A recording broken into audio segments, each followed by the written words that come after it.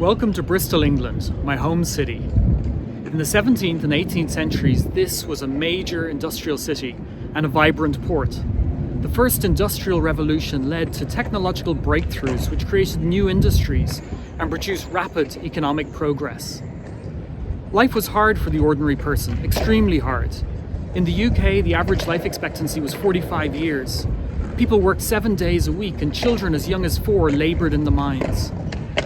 Bristol was also central to the Atlantic slave trade, and life was horrific for over 500,000 Africans who were traded through here. In the midst of this, Christian business leaders, investors and politicians came together to seek God, and they initiated a moral revolution whose legacy is still felt today. It began with the grassroots revival of faith.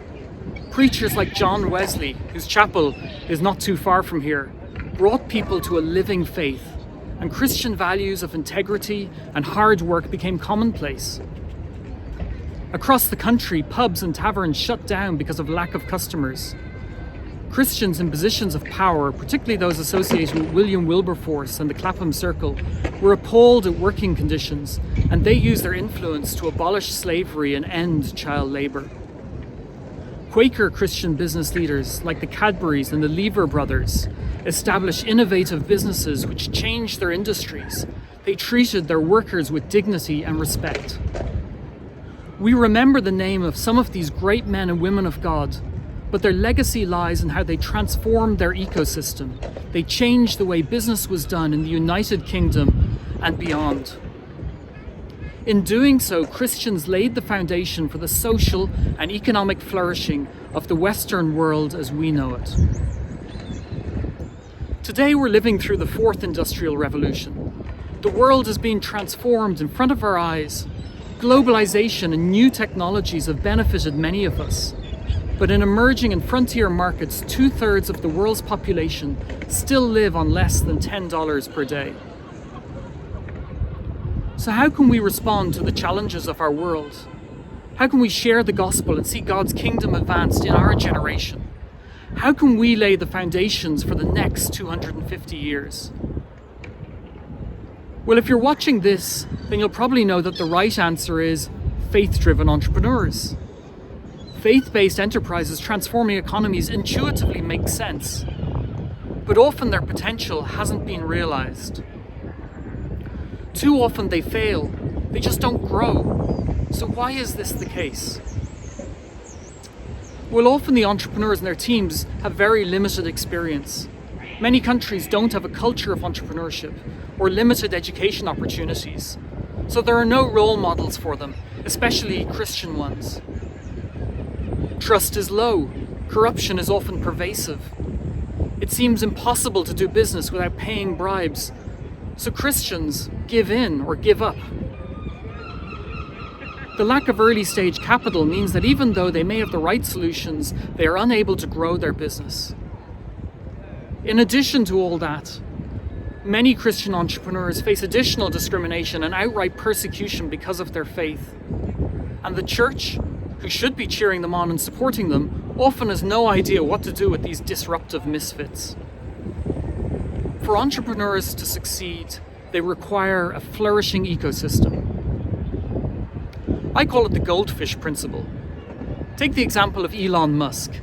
He's an extremely successful South African innovator who's founded PayPal, Tesla and SpaceX. But if he'd stayed in South Africa without the skills, the capital, the markets of the United States, it's unlikely he would have achieved as much. He's undoubtedly a brilliant entrepreneur, but the ecosystem has had a vital role in enabling his success. If he'd stayed in South Africa, he would have remained a large goldfish in a very small bowl. So how can we develop an ecosystem which enables faith-driven entrepreneurs to flourish? Well, there are 3 things which are unique to faith-driven ecosystems. The first is renewal. The mind and the heart of the entrepreneur needs to be transformed by Christ. The second is discipleship. The character of the entrepreneur is strengthened and he or she begins to live out their values on a daily basis. And third is community. The entrepreneur only grows in fellowship with others. They need other people to encourage and support and help them be accountable. We've seen time and again that these simple elements are foundational to the development of a faith-driven ecosystem. Ideally, the local church is engaged in this process, but there's much work to be done so that church leaders recognize the unique gifts and calling of the entrepreneur and are able to support them. Only once these things are in place can we add the additional elements which are fundamental to both a faith-driven and a secular ecosystem. These are seeding an entrepreneurial culture, nurturing talent and innovation, providing capacity building programs, developing infrastructure and policies, enabling access or creating new markets, and mobilizing appropriate investment.